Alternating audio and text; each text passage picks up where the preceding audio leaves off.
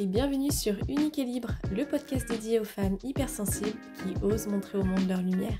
Je suis Jennifer, professeure de yoga, coach et entrepreneur holistique et ma mission est d'aider les femmes hypersensibles à refléter leur vérité, à prendre soin de la puissance de leur corps pour véhiculer leur puissance intérieure, afin de créer une vie d'abondance, d'harmonie et d'épanouissement, une vie où elles sont libres d'être elles-mêmes et d'exploiter leur plein potentiel, grâce au yoga, au développement personnel et à différents outils holistiques. Alors c'est parti! Je suis ravie de te retrouver après un petit temps d'absence et dans cette première capsule interview, tu vas rencontrer des hommes et des femmes inspirants, entrepreneurs de cœur au service de l'humain pour créer plus de conscience avec soi-même, les autres et ainsi que le monde. Une capsule pour t'aider à t'aligner à ce qui vibre pour toi, mais également à ton pouvoir créateur afin de reprendre ou prendre en main ta santé, tes relations, ton leadership et tes rêves. N'oublie pas, la responsabilité est le prix de la liberté. Aujourd'hui, découvre Lucie, conseillère stylistique personnalisée. Elle accompagne les femmes et les entreprises à développer leur image pour s'affirmer avec confiance, conscience et intégrité. Avant de découvrir cette superbe interview, je t'invite à t'abonner au podcast, à laisser des commentaires et à partager. Et puis n'hésite pas à nous envoyer tes retours à Lucie ou à moi. On prendra grand plaisir à échanger avec toi. Je te laisse tout de suite découvrir notre entretien et je te souhaite une très belle écoute. Bienvenue Lucie, je suis ravie de te recevoir. Alors pour la petite histoire, Lucie c'est avant tout une très bonne amie à moi, en plus d'être une superbe conseillère stylistique. On devait déjà enregistrer cette petite interview depuis il y a quelques mois de cela, mais ça s'était pas encore fait. Aujourd'hui, je suis très heureuse de la recevoir dans cette première capsule interview. Lucie, c'est également une femme hypersensible, passionnée, remplie de belles qualités. Et je vais donc laisser Lucie se présenter. Dis-nous qui tu es, quel est ton parcours pro. Yes, bonjour, merci Jen, bonjour à toutes et à tous, je suis vraiment ravie de ce podcast, vraiment merci pour tout, merci pour cette invitation. Donc aujourd'hui, oui, on va parler de toute l'hypersensibilité des femmes, de ce qui les fait exister. Donc je m'appelle Lucie, je suis conseillère stylistique personnalisée, j'accompagne donc les femmes en fait à se révéler par le vêtement, à avoir une allure vraiment authentique, digne d'elles, ce qui les permet d'exister pleinement et d'être singulières aussi, de ne pas reproduire une pâle copie de ce qui existe déjà. Et j'emploie le vêtement comme étant un outil thérapeutique qui va leur permettre en fait de passer par la connaissance d'elles-mêmes en fait, l'acceptation et l'affirmation de ce qu'elles sont, pour avoir un plein alignement en fait corps et esprit. Donc mon parcours est un petit peu original, c'est-à-dire que de base, je ne suis pas dans le vêtement, je suis juriste de formation, mais en parallèle à mes études, je travaillais dans le commerce et j'ai toujours travaillé dans des maisons en lien avec la mode, avec le vêtement en général, mais le vêtement dans toutes ses parties, de la lingerie en passant par le prêt-à-porter, la bijouterie, etc. Et au fur et à mesure que j'accompagnais ces femmes, c'était bien plus puissant que le fait de travailler pour une maison avec son storytelling et tout ça. En fait, je racontais leur histoire. C'est-à-dire que je les mettais en valeur et je les valorisais. Et c'est ce qui fait aussi que ces femmes revenaient. Et du coup, je suis sortie un petit peu du système du droit, en fait, qui me correspondait moins. Et j'ai voulu créer ma propre structure, donc les Tenues d'elle, en janvier 2022, après plusieurs années à avoir entretenu mon blog avec les petits tips vestimentaires que je pouvais donner. Et l'idée, c'est que ma vision de la mode et du vêtement puisse être entendue par le plus grand nombre de femmes. Super. Alors, on va préciser qu'on a déjà travaillé ensemble dans la mode aussi. Voilà, donc c'est vrai que moi je t'ai connue avant quand tu travaillais dans une grande marque de prêt-à-porter haut de gamme. Et pour complémenter un petit peu ce que tu as dit, qu'est-ce qui t'a fait en quitter aussi ce milieu et qui t'a poussé à vouloir créer ton activité? Bien, en effet, oui, on s'est connus là-bas, Jen, et c'était vraiment grâce à ça, en fait, je t'ai connue. Donc ça, c'est vraiment une super valeur. Je me suis tournée vers l'accompagnement parce que j'avais envie d'avoir une approche un peu plus humaine, un peu moins business, si tu veux. J'avais vraiment envie d'accompagner des femmes et que l'approche soit un peu plus profonde. C'est-à-dire que je me rendais compte quand je pouvais faire des reportings, parce qu'après avoir travaillé avec toi sur Bordeaux, je suis revenue sur Annecy et j'ai eu l'opportunité du coup d'être responsable d'une boutique. Donc face à ça, tu fais des reportings, au-delà de ça, tu transmets des choses à ton équipe. Et en fait, on faisait bien plus que de vendre des vêtements de cette maison à renommée internationale. L'idée, c'était de connaître à 360 degrés la personne. Et en fait, je me rendais compte, en tout cas moi, ce qui m'animait, c'était de faire bien plus de la psychologie et de comprendre. C'est-à-dire qu'une femme, quand elle rentrait puis qu'elle nous demandait j'ai un mariage, j'ai besoin d'une robe en fait, parce que je suis la maman de la mariée, admettons. Et ben l'idée, c'était nous de comprendre véritablement qui elle était. Il n'y avait pas que le schéma dans le business, dans la vente, avec les questions ouvertes et tout ce qu'on connaît. On voulait aller bien plus loin. Et derrière, si la femme, elle repartait avec un tailleur pantalon qui exprimait véritablement ce qu'elle était, qui la mettait vraiment confortable et qui révélait en fait son aura, on avait tout gagné. Bien plus que de rester dans sa demande initiale d'une robe qui au final pouvait peut-être répondre plutôt à un diktat ou à ce qui se fait en général. Et donc c'est ça vraiment où je me suis dit il y a quelque chose à faire, et bien plus aussi quand il y avait des femmes qui étaient aussi touchées par exemple par des maladies et qui venaient pour essayer de panser un petit peu ces plaies-là. Et c'était génial de les voir repartir avec comme si on avait donné une valeur supplémentaire et qu'on leur disait qu'en fait tu peux être belle en toutes circonstances, et quand tu gagnes en estime et en confiance quand tu te vois dans le miroir, et ben en fait on l'a quand même aidé en fait durant cette journée, tu vois.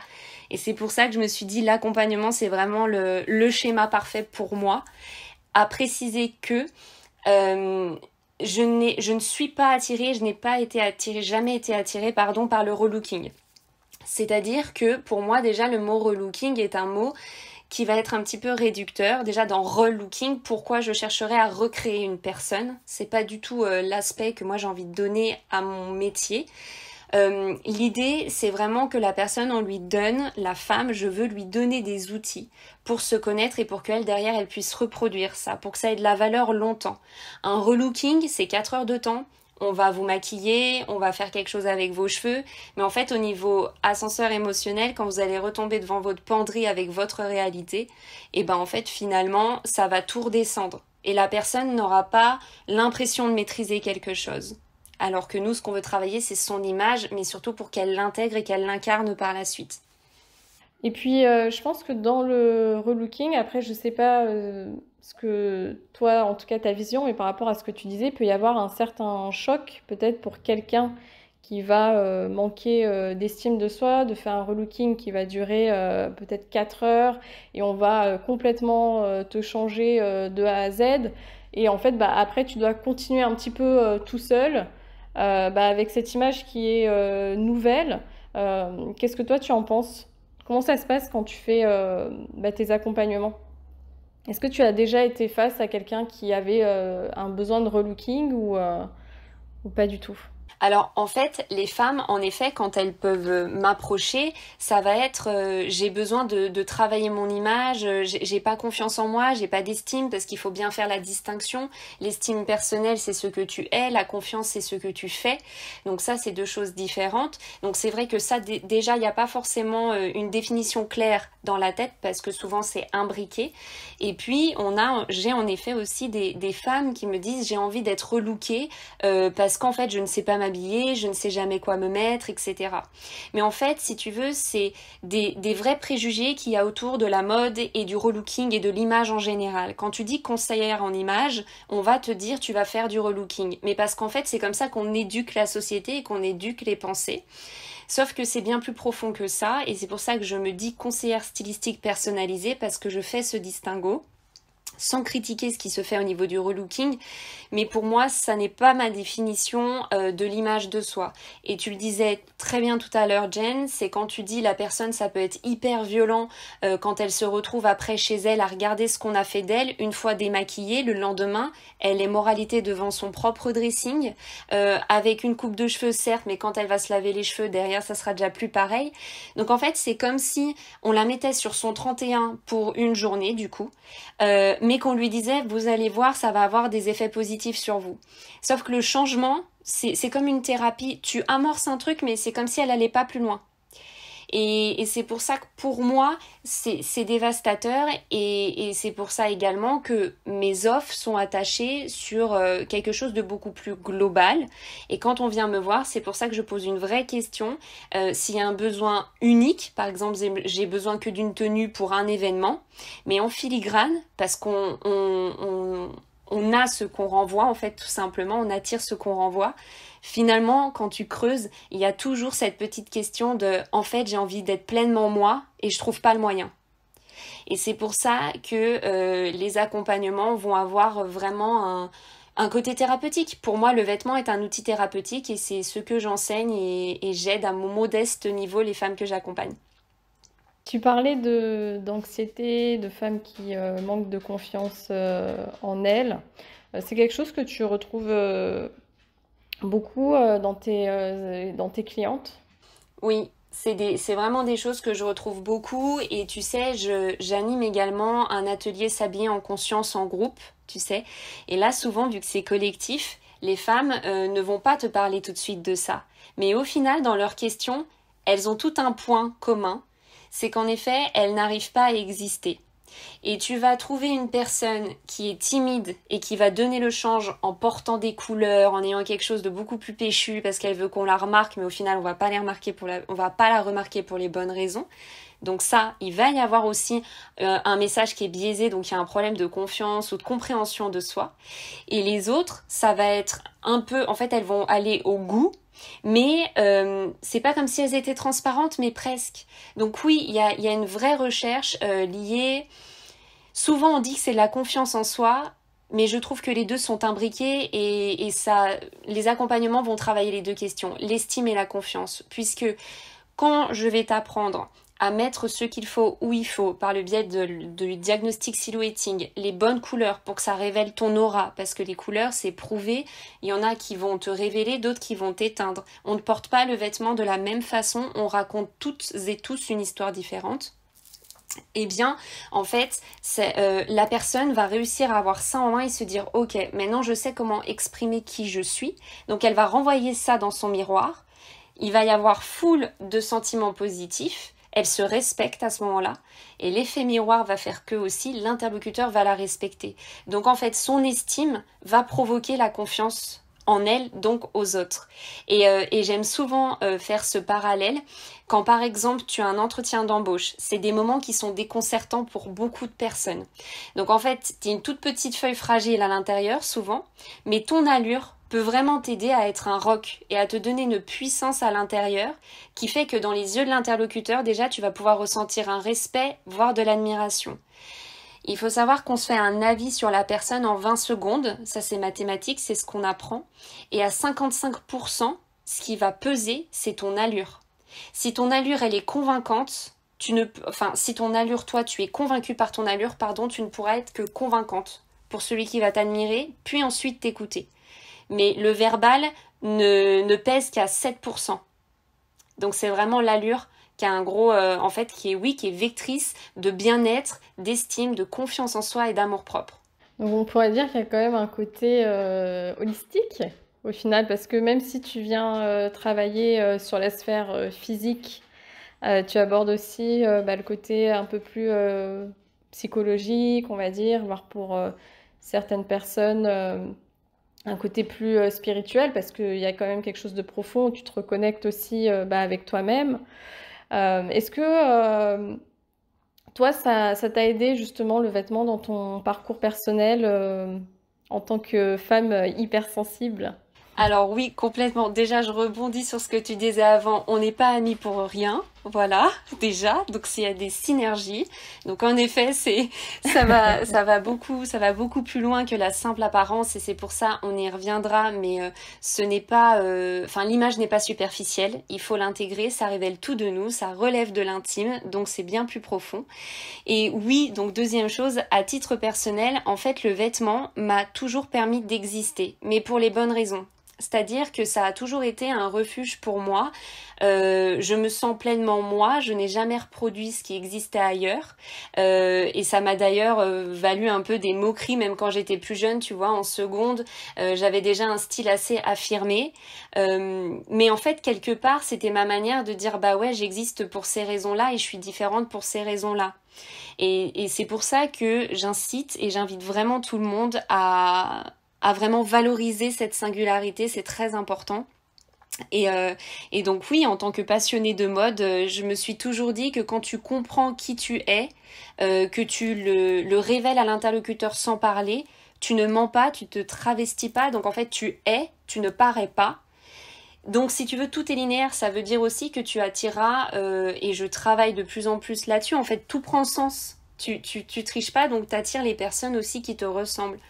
Et c'est pour ça qu'en effet le vêtement est mon meilleur allié et j'invite toutes les femmes à en prendre conscience, ouais.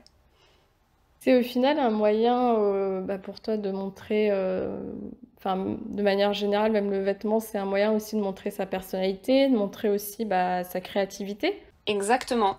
Exactement, ta personnalité parce qu'en fait, tu sais, dans les bases stylistiques que j'emploie, donc ça c'est propre aux tenues d'elle, il y a la personnalité, colorimétrie, morphologie, style vestimentaire, visagisme. Donc c'est un package si tu veux. Et donc la personnalité, souvent ce que j'invite les femmes à faire, c'est faites un CV, révélez les principales qualités ou ce qu'on dit de vous quand on vous connaît pas. Le premier jugement un peu qu'on se fait sur vous. Et ça veut tout dire. Et ça, le vêtement doit le véhiculer. Par exemple, si tu es une personne, t'es plutôt carré, organisé, déterminé, t'as de l'ambition. Ça, c'est des profils automne en colorimétrie. Mais bref, on voit ça chez les personnes automne. Eh bien, si tu portes des vêtements qui sont pas forcément équilibrés, peu harmonieux, où il n'y a pas tellement de structure, dis-toi bien que l'interlocuteur qui ne te connaît pas, à aucun moment va penser que tu es quelqu'un de déterminé, de structuré, d'organisé, tout ça. Donc en effet, c'est vecteur de ta personnalité sans avoir besoin de parler. Et la créativité, ça c'est très vrai, parce qu'en fait ça te permet de jouer notamment avec les couleurs, avec différentes matières, et c'est pour ça aussi que le dressing détox est un vrai pan de mon accompagnement. Pourquoi ? Parce que quand tu as une penderie qui est lisible, tu stimules ta créativité chaque matin, parce que tu as une vision d'ensemble et ça te permet de te dire, après si tu as des bases un peu techniques aussi, puis si tu as été accompagné, mais je veux dire, tu vois, tu vas pouvoir associer les couleurs ensemble. Tu sais que toutes tes robes, elles sont là. Ok, tu sais que si tu veux une robe, tu regardes là. Enfin, après, c'est tout de suite plus linéaire, tu vois. Et c'est pour ça qu'en effet, quand on se connaît, on va retranscrire notre personnalité et on va révéler notre singularité. Et dans la singularité, il y a quand même une part de créativité. Il y en a qui en ont plus que d'autres. Et ça fait partie de la zone de sagesse. On est tous différents là-dessus. Est-ce que tu peux nous expliquer qu'est-ce que c'est la colorimétrie? Peut-être pour certaines femmes, elles ne connaissent pas. Qu'est-ce que c'est exactement? Parce que tu parlais des tons automnals, un peu plus dans l'automne. Est-ce que tu peux nous dire qu'est-ce que c'est?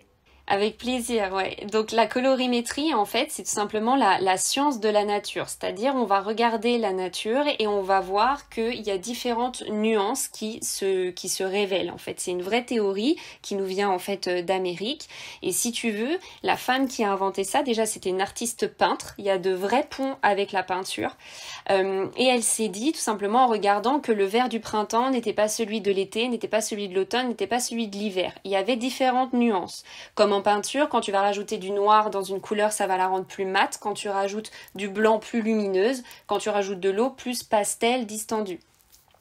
Eh bien, en fait, elle s'est dit, en mettant ça sur différentes personnes qu'elle connaissait au départ, elle voyait que le vert du printemps révélait telle personne, celui de l'été, une autre, etc., etc.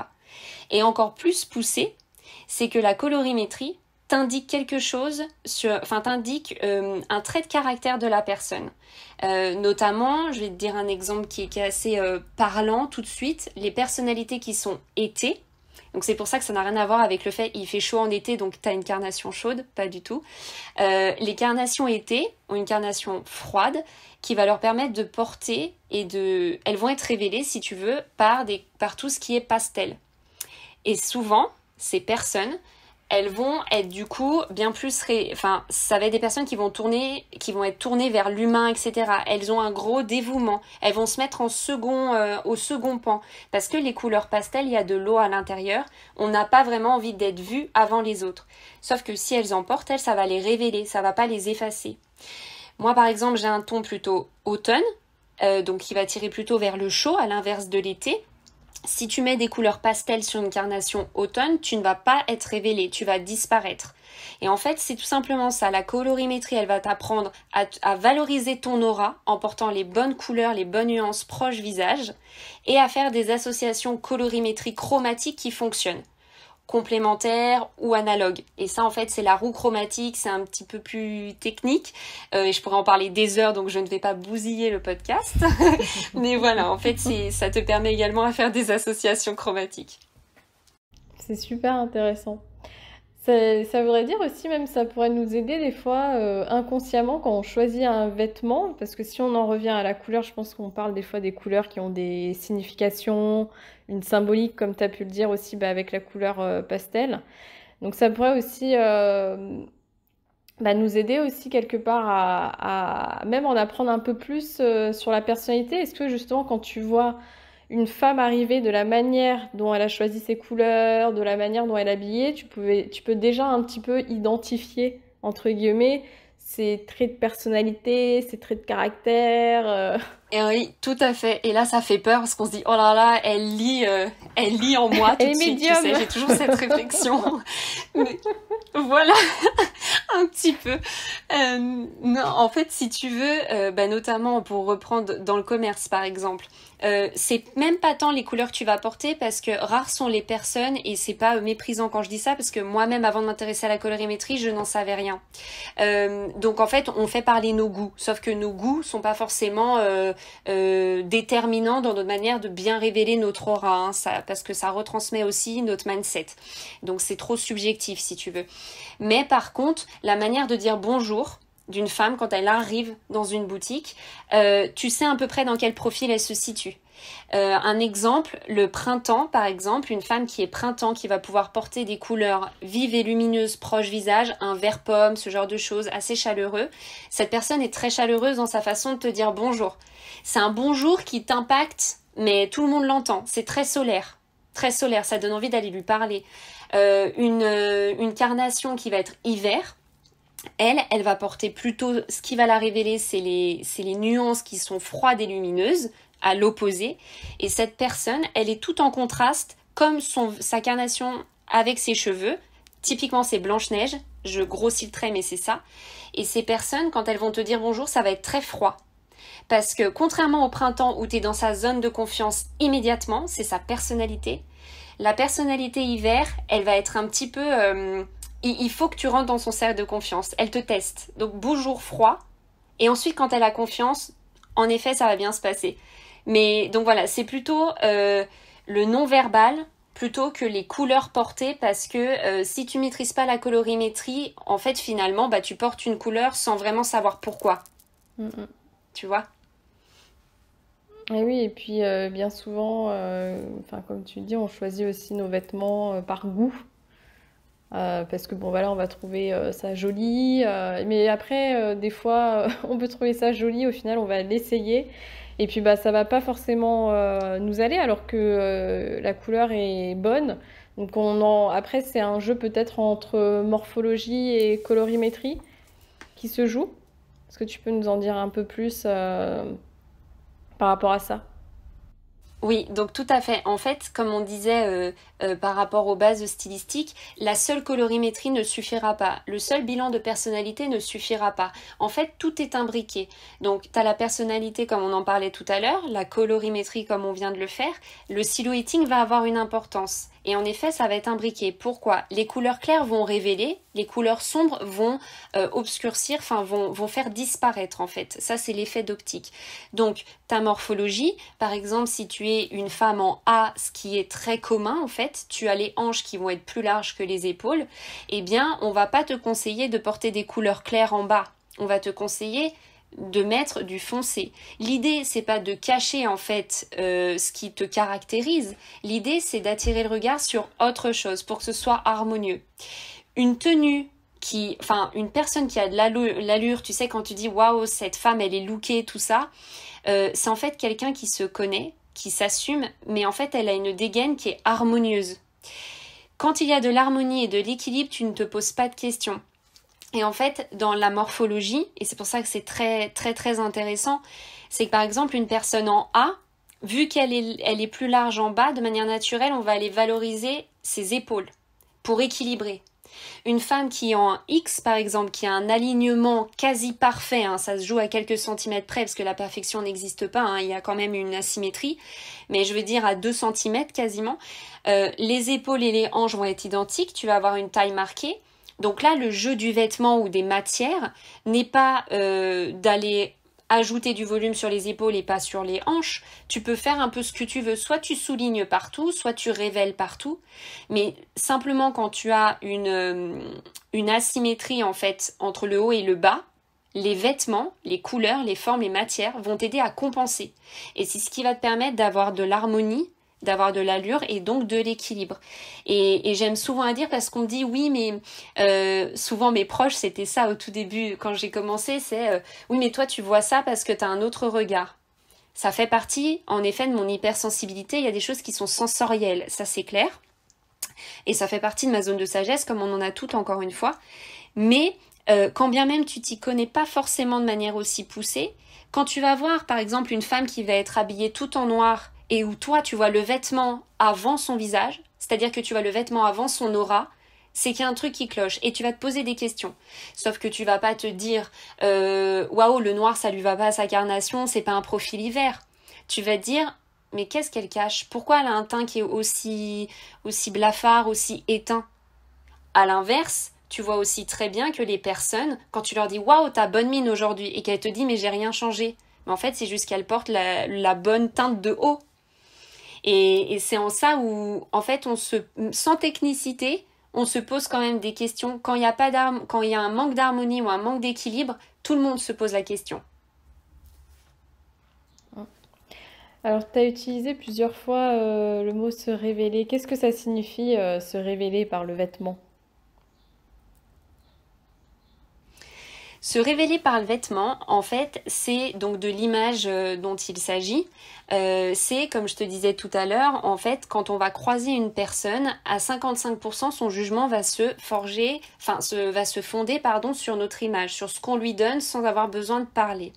Donc, dans ta sphère professionnelle comme personnelle, ce qui va créer des synergies avec l'autre, c'est ce que tu lui présentes. Donc, si tu lui donnes une vitrine, une image cohérente et complètement en accord avec toi, tu vas avoir une aura et tu vas créer des énergies de manière automatique. Et c'est ce qui va créer du lien derrière, c'est ce qui va donner envie à la personne de te connaître. Au même type, en fait, et par l'analogie que je peux faire, c'est la vitrine, par exemple, d'un magasin. Quand tu connais pas un magasin qui l'ouvre en ville, par exemple à Bordeaux, rue Sainte-Catherine, eh bien, quand tu connais pas ce magasin, quand tu vas voir la vitrine, si elle t'appelle, toi, tu vas aller créer du lien. Si elle ne t'appelle pas, tu vas passer ton chemin. Et ben nous, l'image, c'est exactement la même chose.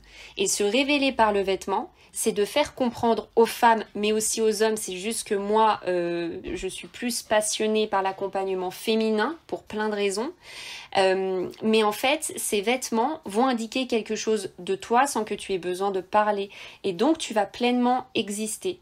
Et c'est en ça où le vêtement est un véritable outil thérapeutique. Il faut le comprendre. Il est nécessaire de s'habiller en conscience, de conscientiser chaque achat, de se dire « Ok, ce vêtement, qu'est-ce qu'il dit de moi ?» Et quand on pose de la conscience là-dessus, tu rentres forcément dans un cercle vertueux parce que déjà, t'arrêtes d'acheter par rapport aux tendances. T'arrêtes d'être influencé comme c'est bien la mode, entre guillemets, sans mauvais jeu de mots. Parce qu'en fait, tu te comprends. Donc, t'essayes pas de reproduire autre chose. Donc, tu te révèles toi. et tu ne triches pas. Tu es et tu ne parais pas. Tu suis plus la foule. Tu es ton propre leader, ton propre chef. C'est ça. Tu parles de Exactement. conscience, tu es tournée vers une mode consciente, durable. Est-ce que tu peux nous parler un peu plus justement de ta vision et en quoi c'est important notre manière de consommer le vêtement? Est-ce que ça a toujours été le cas pour toi? Alors, oui et non. Déjà, j'ai envie de faire tomber une première barrière. C'est-à-dire que, avec tous les discours moralisateurs qu'on peut avoir, j'ai envie de soulager toutes les femmes qui vont pouvoir nous écouter. C'est-à-dire que c'est pas parce qu'on s'habille chez Zara qu'il faut se flageller, d'accord? Ça arrive à tout le monde. Moi, la première, on fait aussi en fonction de nos moyens. On sait que derrière, il y a des conséquences qui peuvent être en effet négatives sur le système, sur la planète, sur l'humain. Mais déjà, il faut bien se dire que même dans des maisons qui sont un peu plus élevées niveau gamme, il y a aussi, il se peut, en bout de chaîne, une mauvaise gestion de l'humain et des conséquences un peu désastreuses au niveau de la confection. Donc ça, voilà, déjà, faut arrêter d'être dans un monde un petit peu bisounours ou trop moralisateur parce qu'il y en a de partout. Moi, la conscience éthique ou la mode éthique, je l'entends plutôt dans le sens où, quand tu te connais et que tu comprends ce qu'il faut que tu portes, tu achètes des essentiels, tu achètes peu de vêtements mais les bons, ça te permet de faire des compositions heureuses mais de différentes façons. Tu achètes de la qualité quand il le faut, par exemple un perfecto en cuir ou ce genre de choses, parce que l'acheter une fois à 395 € vaut mieux que de l'acheter 6 fois à 90 €. Donc en fait, déjà, tu vois, ça te permet de switcher ta façon de voir les choses. Mais derrière, si tu achètes un t-shirt à Zara à 9,99 €, c'est pas ce qui va tuer la planète. Le but, c'est que t'en achètes pas de 15. Parce que t'en as déjà un qui fait ce job-là. Donc quand tu conscientises en fait ce que tu achètes, pourquoi tu le fais, et ben du coup, tu n'achètes pas de manière compulsive. C'est ce qui fait que tu rentres dans un cercle vertueux. Tu te connais, tu comprends la valeur de ton vestiaire, tu détermines les essentiels et les maisons qui te correspondent, parce que ça c'est aussi important. On a toutes et tous une empreinte stylistique, romantique, rock, casual, ce que tu veux, mais les maisons correspondent aussi à ça. Elles ont une empreinte romantique, bohème, folk, et une fois que tu as trouvé ce lien, tu sais où acheter, mais tu vas pas acheter à chaque collection. Donc en fait, si tu veux, c'est surtout de savoir aussi pourquoi tu achètes beaucoup. Par exemple, les achats compulsifs, bah, ça comble un vide. Pourquoi en fait tu le fais? Qu'est-ce que ça te dit de toi? Parce que ce t-shirt que tu as acheté parce que c'est la tendance, tu l'as porté une fois. Et après, dans ton dressing, il fait partie des fameux 80% de une non-zone quoi finalement, parce que tu portes que 20% de ce que tu as. Donc c'est en fait, ce qui est dévastateur, c'est surtout d'acheter sans comprendre. Tu vois, parce que si t'achètes sans comprendre, eh ben t'achètes beaucoup. Et forcément, la fast fashion, c'est ce qui a apporté de tous. Parce que tu ne vas pas aller acheter beaucoup dans du luxe accessible pour la plupart des gens. Donc en fait, c'est plutôt ça, la conscience éthique. Et pour finir sur ta question, moi, est-ce que ça a toujours été le cas? Étant très grande passionnée de mode, mais vraiment mordue de chez mordue, pendant un temps, j'ai eu cette fâcheuse tendance à beaucoup acheter. Et puis, je me rendais compte, alors pour le coup, moi, je ne jetais pas, je faisais des dons, mais je me rendais compte qu'en fait, c'était tellement futile, ça passait trop rapidement, j'incarnais rien. Et ce qui m'a aidée, c'est de travailler dans cette maison à renommée internationale dans laquelle on était toutes les deux, où là, tu voyais que le vêtement valait plus cher. Et donc, quand tu investissais dans ce vêtement-là, tu savais qu'il fallait qu'il te fasse longtemps. Et là, ça m'a permis de switcher, en fait, aussi ma façon de penser. Et c'est là où je me suis dit qu'en fait, la consommation éthique, c'était vraiment quand tu comprenais ce que t'achetais, c'était du less is more, quoi. Ouais, au final, on en revient toujours à la conscience. Et est-ce qu'on pourrait voir aussi le vêtement comme quelque chose, au final, enfin peut-être pour certaines personnes d'émotionnel, parce que tu parlais d'acheter pour combler un vide. Alors on parle des fois des troubles alimentaires, mais justement, est-ce qu'il n'y a pas des fois des femmes qui ont ce trouble du vêtement, de devoir avoir le dernier article à la mode est-ce que oui, comme tu dis, ça cache pas quelque chose de beaucoup plus profond? Ça t'est déjà arrivé dans tes accompagnements, justement, d'avoir quelqu'un qui était peut-être addict à ces achats un peu compulsifs et comment réussir, comment tu travailles quand c'est ce cas-là pour aider cette personne à retrouver, à calmer peut-être cette émotion ou ce trauma qui fait que bah, elle achète inconsciemment et à mettre plus de conscience là-dessus. Donc, bah, en fait, c'est tout à fait ça. C'est en effet, je parle entre guillemets en connaissance de cause, mais parce que moi aussi, je me posais cette question de est-ce qu'une personne qui fait que des achats compulsifs va pouvoir rentrer dans le cercle de conscience dans l'achat au niveau du vêtement.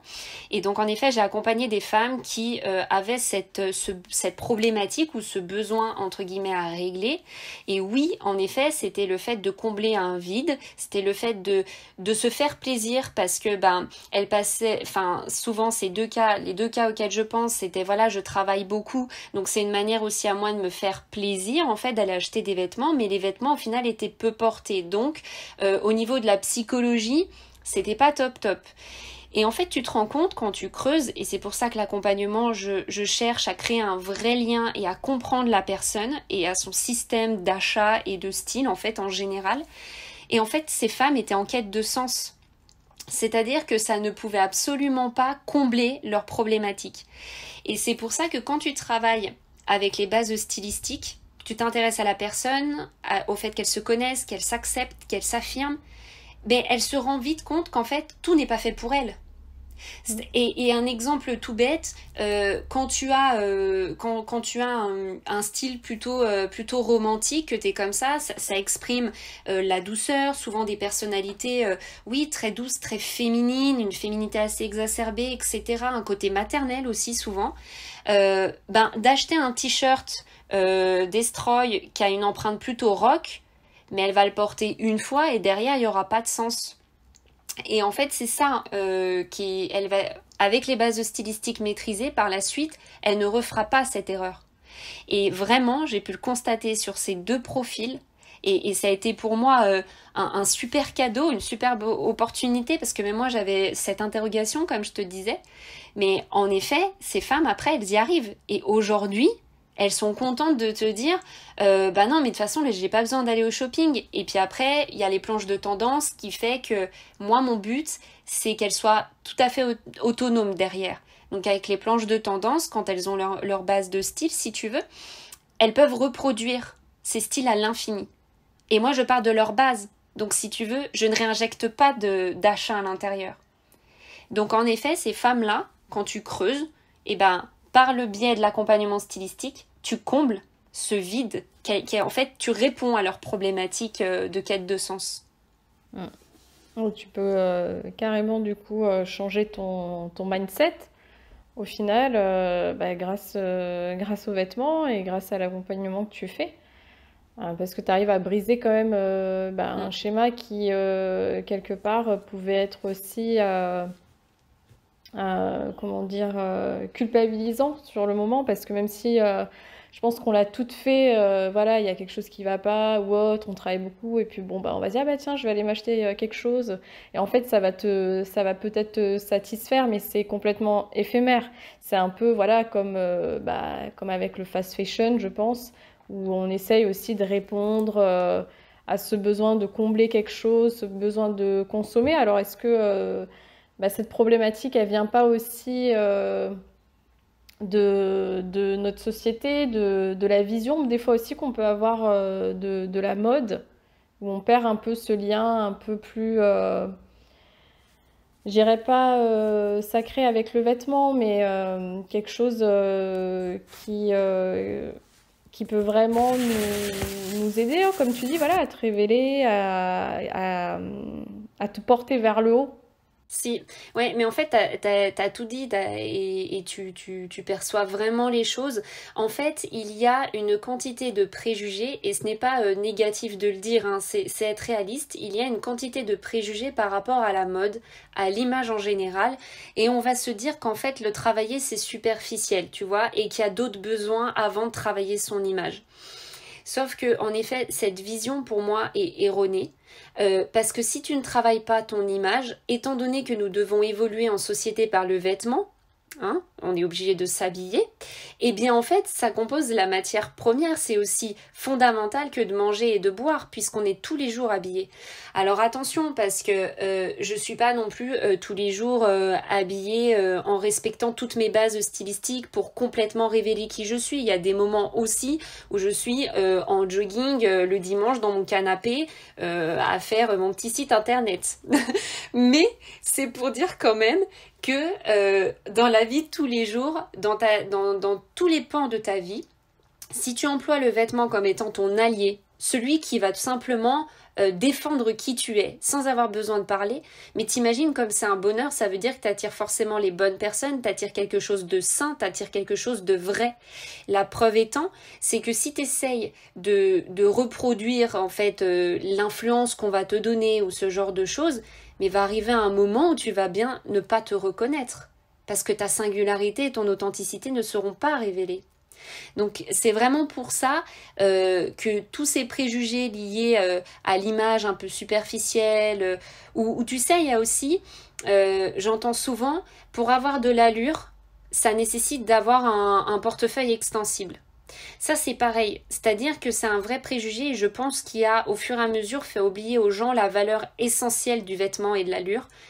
Tout le monde peut s'habiller, peu importe ses finances.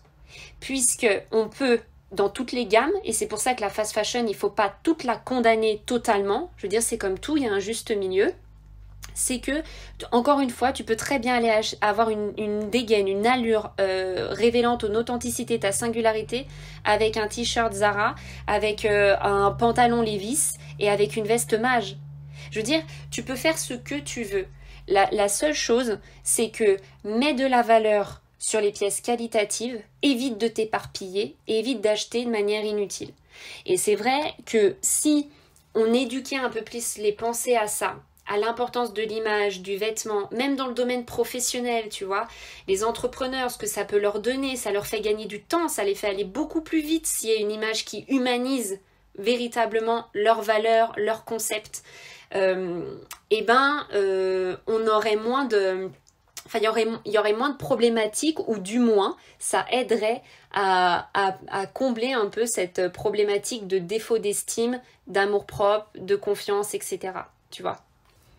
En quoi justement la manière de s'habiller elle va influencer notre regard sur nous-mêmes, vu que tu parlais beaucoup d'estime de soi, mais aussi notre interaction avec le monde sans le voir comme une fuite, hein, mais vraiment quelque chose qui peut nous aider. Bien parce qu'en fait, il y a une image toute simple, ma Jen, c'est quand par exemple tu te lèves le matin, que tu vas ouvrir ta penderie, tu vas choisir des pièces ensemble parce que tu dis voilà, j'ai l'habitude de porter ça, naïna, tu vas te regarder dans le miroir si tant est que tu le fasses. Et si tu mets pas de conscience là-dessus, tu vas repartir dans ta routine et en fait tu restes dans cet esprit de je m'habille toujours pareil, je porte toujours les mêmes choses, etc., etc. À l'inverse, si tu mets de la conscience sur ce que tu vas porter, si tu prends le temps de te regarder dans le miroir, si ce que tu renvoies de toi est positif, tu vas provoquer ça chez l'autre en fait. Et c'est vraiment, ça influence mais dans le bon sens, c'est-à-dire que les habits, si tu as une tenue harmonieuse qui te fait du bien, que tu trouves jolie, dis-toi que c'est ce que tu vas projeter sur les autres. Il y aura toujours l'effet subjectif, je trouve ça beau, je trouve ça moche. Ça fait partie de l'humain, ça s'appelle les goûts. Mais par contre, dans l'analyse objective, si tu révèles quelque chose, tu vas en imposer aux autres. Et ça, on sera tous d'accord. Tu vois?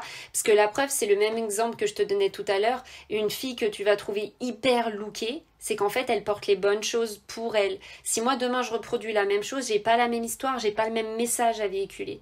C'est pour ça que vraiment, quand tu incarnes ce que tu portes, tu renvoies le message, le bon message, tu te respectes, donc les autres vont te respecter. Et c'est en ça que ton vêtement, ta manière de t'habiller en conscience va influencer positivement tes relations aux autres. Ouais. Ça a été pour toi une force par rapport à ton hypersensibilité? Ou est-ce que c'est une force, toujours, bien entendu, le vêtement? Alors oui, oui, complètement, et à 3000%, parce que comme je te disais tout à l'heure, en fait, c'est vrai que le vêtement m'a permis d'exister, de montrer ma patte un peu créative, etc. J'ai toujours adoré. En plus, faut pas se le cacher, quand t'as des compliments sur ce que tu portes, et encore une fois, ça dépend pas de la marque ou ça dépend pas du budget que tu y as mis, enfin t'imagines, pour l'estime, c'est un shot de bonnes ondes, quoi. Et ça, c'est super. Et je sais aussi, lors de mes entretiens d'embauche ou aujourd'hui, les moments charnières de ma vie où j'ai besoin de convaincre, le vêtement est un vrai refuge, en fait. C'est quelque chose qui me permet vraiment de me sentir bien dans mes baskets. Et cette expression n'est pas dénuée de sens. Quand on dit bien dans ses baskets, c'est le confort forcément que la basket apporte, mais c'est également et surtout, tu es bien dans ce que tu portes, donc dans tous les cas, tu seras bien dans ce que tu vas vivre à l'instant. Et oui, par rapport à mon hypersensibilité, et je dirais même que mon hypersensibilité me permet, et c'est pas de la prétention parce que c'est vraiment un métier qui me passionne et je pense qu'on le sent quand j'en parle, mais ça me permet de toucher des points relativement justes dans les accompagnements et tout ça, parce que l'hypersensibilité donne une espèce de clairvoyance ou comme des capteurs un peu multisensoriels où tu vas voir des choses plus rapidement. Cette hypersensibilité, je vais du coup l'utiliser pour écouter l'autre, pour déterminer et appuyer juste, en fait, si je peux me permettre, comme toi quand tu accompagnes. Et derrière, ça va également m'aider à avoir d'exprimer en fait cette créativité par le vêtement, les bonnes couleurs, et tout en respectant ce que la personne accompagnée m'a confié. Donc en effet, c'est une vraie force, ouais. Et par où commencer du coup quand tu souhaites te valoriser par le vêtement? Enfin, je parle surtout notamment peut-être pour une femme qui n'a pas forcément des connaissances sur le domaine. Est-ce qu'il y a des choses qu'elle peut déjà mettre en place là quand elle va écouter ce podcast? Elle va regarder son dressing et elle va se dire bon bah qu'est-ce que je pourrais faire aujourd'hui pour me valoriser par mon vêtement? Qu'est-ce que tu Et bah conseillerais? déjà, la première chose, la première chose, ouais, en effet, c'est déjà de se dire qui je suis. En fait, ça passe forcément par une introspection. C'est-à-dire que tu auras beau regarder tes vêtements et ta penderie, si tu connais pas qui tu es, bah l'image, tu vas pas savoir quoi renvoyer si tu veux. Donc le point de départ, si j'ai un conseil à vous donner, vous mesdames, ou même messieurs qui nous écoutez, hein, parce que ça marche pour tout le monde, c'est de se dire qui je suis. Et deuxième question qui est fondamentale, est-ce que ce que je porte au quotidien révèle ma personnalité, révèle mon message? Est-ce que si je suis quelqu'un, comme je te disais tout à l'heure, de plutôt organisé, d'ambitieux, je sais où je vais, pardon, je suis déterminée, est-ce que ça, derrière, les personnes peuvent le ressentir? Parce que le but, c'est pas de tricher, c'est tout simplement d'incarner. Donc, c'est les deux premières questions. Et ensuite, vient bien évidemment la technicité. Et la technicité, et là-dessus, tu me tends une perche qui est juste géniale. Parce que la technicité, en effet, c'est pour ça que l'accompagnement est important pour deux raisons. La première raison, on ne se voit pas comme on est. Donc, il y a besoin d'une objectivité, il y a besoin d'avoir un recul, c'est hyper important. Et deuxième chose aussi, c'est que les conseils globaux qu'on va pouvoir donner, quand notamment vous lisez des blogs ou que vous regardez les reines du shopping pour faire dans le bon préjugé, le truc c'est que vous allez avoir une science à l'intérieur de ça, mais attention, il ne faut pas prendre tous les conseils pour soi parce qu'on a quand même toutes et tous des particularités physiques. Un exemple tout bête, vous êtes une personne avec une carrure qui est un peu plus large que les hanches. Mais donc on va vous dire, l'idée pour aller contrebalancer, pour aller faire l'alignement et la vraie harmonie et contrebalancer ton volume des épaules, il faut en donner aux hanches.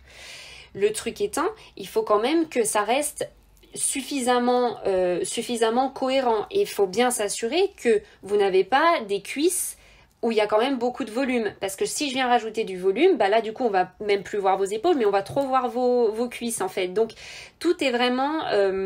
Faut vraiment bien ajuster les choses, faut pas tout prendre pour argent comptant. On a nos particularités, il faut s'écouter aussi avant tout. Mais voilà, les 2 premières questions, c'est qui je suis et est-ce que mes vêtements expriment ma personnalité en tout lieu, toute occasion, au quotidien. Alors, tu parlais des entrepreneurs justement, parce que bon, bah, on est toutes les deux entrepreneurs, même solopreneurs, on va dire.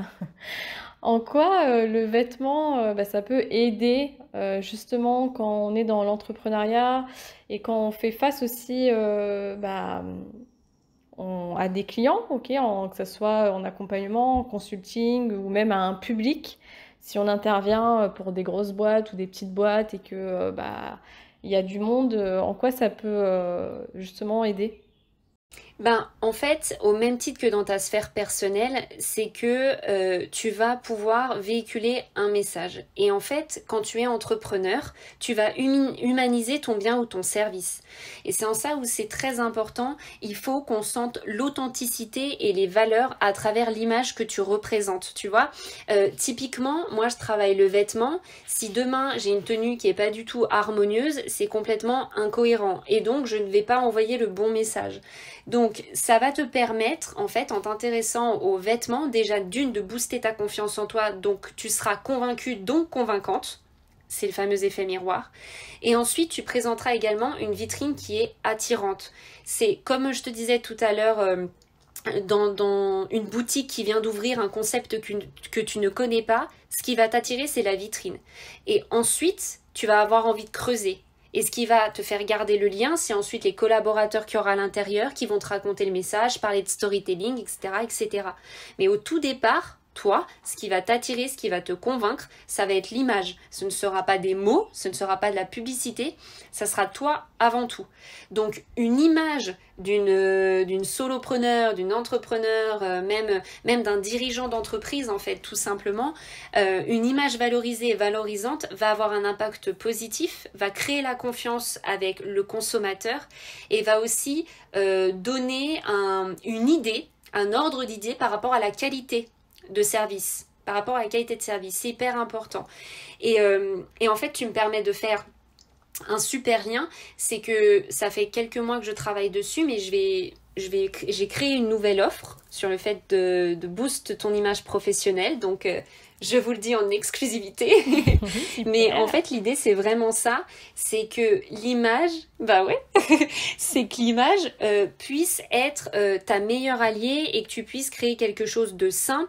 Et parce qu'il y a aussi une chose qui me tient à cœur, parce que j'ai pu accompagner une entreprise où là, il y avait des salariés à l'intérieur, donc il fallait uniformiser l'image. Il faut se dire qu'une image valorisante pour une entreprise, c'est celle qui va véhiculer, donc comme je te disais, ses valeurs, son message, son concept, mais également qui va prendre aussi en considération la singularité des personnes. Parce que quand on a un vestiaire imposé, les couleurs ne vont pas forcément à tout le monde. Souvent, c'est noir. Bon, ok, c'est signe de luxe, gage de qualité. Là-dessus, on ne peut pas tellement jouer. Par contre, il y a une chose qui est importante, c'est que une forme de pantalon, toujours noir, elle ne va pas aux mêmes morphologies. Donc typiquement quand tu travailles dans l'univers du vêtement et que tu imposes le vestiaire à toutes les personnes la même forme, le problème c'est que tu prends le risque que le consommateur n'achète pas parce que quand il va voir la mauvaise forme sur la collègue à qui ça va moins bien ou ça la valorise moins bien, bah lui il va faire un raccourci très vite dans sa tête et il va se dire les vêtements sont pas beaux. C'est pour ça que moi j'incite les maisons, vraiment les marques ou les entrepreneurs qui veulent travailler leur image à faire attention, donc prendre en compte leurs valeurs, leur charte graphique, mais aussi leur singularité. Il faut quand même révéler quelque chose d'authentique parce que l'authenticité est une des valeurs qui va être la plus importante dans les années à venir. Le monde du travail est en pleine mutation et il est important de ne pas tricher. Il faut créer du lien, il faut créer de la confiance. Donc l'image aide à ça. Ouais, et puis ça fait partie, alors dans ton business, bah, de ton identité, voilà, visuelle, de ce que tu montres, encore une fois. En plus, comme tu dis, bah, de ta personnalité. Et même moi, je le vois, même si c'est vrai que les 3 quarts du temps, je suis en vêtements de sport. Ben, je vois bien que même je fais quand même attention à ce que je porte, qu'il y a des matières que je préfère, j'ai des leggings préférés, parce que justement je me sens mise en valeur Mhm. et que ça me donne aussi confiance aussi en moi quand je dois intervenir, que ce soit dans un cours collectif ou quand j'anime une conférence. Et oui, je pense que c'est super important de matcher tout ça et pas juste de rester, on va dire, que sur un visuel qu'on pourrait voir en physique pour quelqu'un, par exemple, qui a une entreprise ou une boutique, mais également pour quelqu'un qui a un business en ligne. Je suis tout à fait d'accord avec toi. C'est super ce que tu dis. Pour finir, est-ce que tu aurais justement un livre, un podcast, un blog, quelque chose? Alors ton blog déjà, bien entendu, où il y a énormément de ressources. De toute façon, je mettrai toutes les notes dans le lien de l'épisode. Ok, comme ça, les gens pourront retrouver facilement. Mais est-ce que tu as quelque chose à conseiller justement par rapport aux vêtements ou autre qui, toi, t'a aidé peut-être dans ton cheminement personnel avec la mode ou qui t'accompagne même dans ton travail? Ben, en fait, alors un ouvrage précis, pas tellement. Ça va être plutôt, tu vois, alors à titre perso, ça va être tout ce qui est magazine de mode parce que ça permet d'avoir des inspirations mais sans reproduire. Ça permet simplement de booster ta créativité. Mais il faut quand même après se connaître pour pouvoir faire les bonnes associations. Mais en fait, ce qui m'a beaucoup marqué là récemment, et c'est ce que j'avais envie de partager parce que je n'aurais pas en quelque chose de très précis à te donner là-dedans en termes de livres ou autres. Mais par contre, je peux inviter celles qui nous écoutent à aller écouter le podcast de Léna Situation. Ça s'appelle Canapé 6 places. Et en fait, récemment, elle a invité Isabelle Marant. Alors, à titre personnel, je suis une fan inconditionnelle de cette femme avant la designer, parce qu'elle a une histoire de vie dingue, mais surtout, en fait, elle a expliqué quelque chose qui est très important sur le vêtement et que tout le monde devrait entendre chaque jour. C'est qu'en fait, cette femme, rien ne l'a prédestinée à la mode, quand on l'écoute en tout cas, mais par contre, elle dit une chose importante, elle dit « On me remarquait pas quand j'étais petite, donc pour exister, j'ai commencé à faire des associations de vêtements. » Et elle dit que du coup, à travers cette attitude et ce vêtement, elle a su se présenter aux autres, se présenter aux gens. Donc ça montre à quel point c'est important dans le fait de créer des liens à l'autre. Et aujourd'hui, donc elle a une maison, donc elle dans le luxe, qui a une tendance un peu plus bohème folk, tu vois, très très assumée avec un brin de rock, tu vois. Mais Isabelle Marant, elle dit qu'elle amène de l'assurance aux femmes avec ses vêtements. Et ce podcast est juste une pépite pour ça et j'invite vraiment à aller l'écouter juste pour que ces phrases résonnent en vous en fait. Parce que c'est très important. On a toutes et tous de belles qualités, une super force intérieure et l'idée c'est de la révéler à l'extérieur pour créer de belles choses. Super, en plus nous on adore les podcasts, donc c'est parfait, ça tombe bien.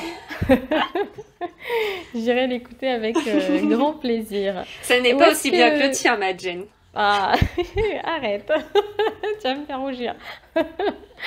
Où est-ce que l'on peut te retrouver et comment on peut travailler avec toi du coup?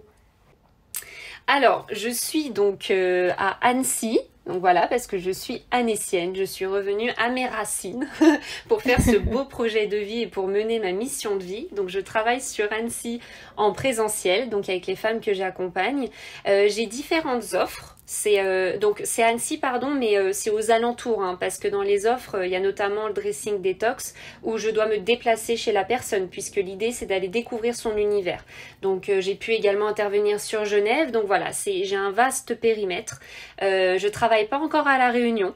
Voilà, qui sait, peut-être un jour. Mais voilà, donc c'est essentiellement présentiel. J'ai une offre globale qui est de l'accompagnement stylistique global complet. Donc là, on va vraiment travailler sur qui tu es, toutes les bases stylistiques dont je parlais tout à l'heure. Et après, tu as un dossier stylistique à la fin qui te permet tout simplement de pouvoir reproduire ça à l'infini et sans modération pour que tu sois vraiment autonome. Et il y a également des prestations qui sont vraiment uniques, comme le shopping guidé, dressing détox et tout ça. Mais encore une fois, je m'assure de ton besoin. C'est-à-dire que quand tu as besoin de travailler ta confiance et l'estime par le vêtement, il va falloir pousser un peu plus loin. Parce que l'idée, c'est que tu repartes avec quelque chose qui corresponde à ta problématique et qui puisse t'aider au quotidien. Donc voilà, j'ai ces offres-là. Il y a également l'atelier s'habiller en conscience, qui est le premier pas en fait pour faire, en fait, switcher un peu la vision qu'on a de la mode.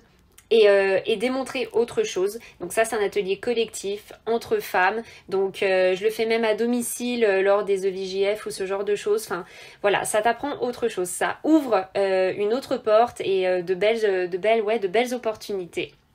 Donc voilà, donc toutes les offres après sont sur mon site et en distanciel, c'est quelque chose que je suis également en train de travailler pour que les femmes puissent avoir accès à cette ressource même à distance.